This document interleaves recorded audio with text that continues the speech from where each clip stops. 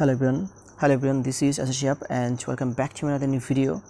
So I hope you all are having a good time by the grace of Almighty, and yes, like as always, I'm also very fine. Today in this video I'm going to share with you about a very important lesson of English grammar, and that is articles. Actually আজকে ভিডিওতে আমরা articles নিয়ে details আলোচনা করব. So let's get started with today's topic. So articles সম্পর্কে শেখার আগে আমাদেরকে লেটার সম্পর্কে শিখতে হবে. সেজন্য আমরা প্রথমে শিখব যে হোয়াট ইজ লেটার. সো লেটারের সংজ্ঞাটা হচ্ছে যে ভাষা লিখতে যে সকল সাংকেতিক চিহ্ন ব্যবহৃত হয় তাদেরকে লেটার বা বর্ণ বলে. আই রিপিট, ভাষা লিখতে যে সকল সাংকেতিক চিহ্ন ব্যবহৃত হয় তাদেরকে লেটার বা বর্ণ বলে. ইংরেজি ভাষায় মোট 26টি লেটার রয়েছে, এগুলোকে একত্রে অ্যালফাবেট বলে. ইংরেজি ভাষায় মোট 26টি লেটার রয়েছে, এগুলোকে একত্রে অ্যালফাবেট বলে. তারপর উচ্চারণের দিক থেকে ইংরেজি লেটারগুলো দুভাগে বিভক্ত. নাম্বার 1 হচ্ছে গিয়ে ভাওয়েল এবং নাম্বার 2 হচ্ছে গিয়ে কনসোনেন্ট. তারপর 26টি লেটারের মধ্যে এই, ই, আই, ও, ইউ এই 5টি হচ্ছে গিয়ে ভাওয়েল এবং বাকি 21টি হচ্ছে গিয়ে কনসোনেন্ট. আই রিপিট, 26টি লেটারের মধ্যে এই, ই, আই, ও, ইউ এই 5টি হচ্ছে গিয়ে ভাওয়েল এবং বাকি 21টি হচ্ছে গিয়ে কনসোনেন্ট. এখন আমরা শিখব what is articles. A, N এবং দাকে বলা হয় আর্টিকেলস.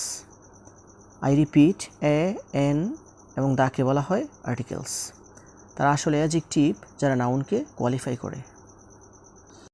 আই রিপিট, এই, এন এবং দাকে বলা হয় আর্টিকেলস. তারা আসলে অ্যাডজেক্টিভ যারা নাউনকে কোয়ালিফাই করে. Read the following sentences. Give me a book, give me an Apple, give me the shirt.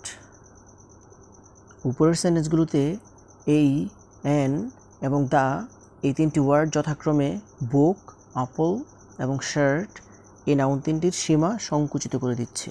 অর্থাৎ বুক এবং আপেলের ক্ষেত্রে সংখ্যা বলে দিচ্ছে এবং শার্টের ক্ষেত্রে তা নির্দিষ্ট করে দিচ্ছে.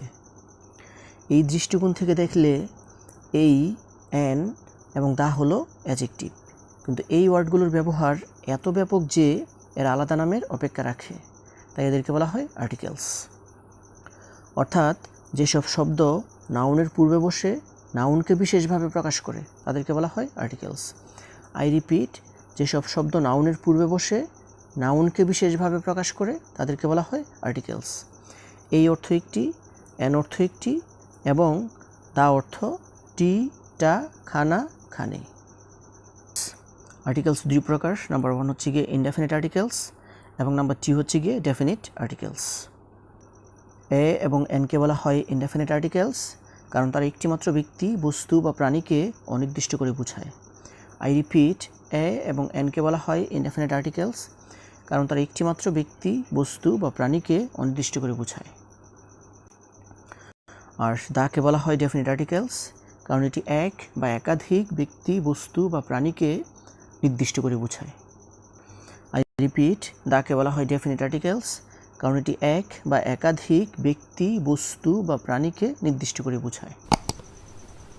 So this is actually the topic that I wanted to share with you.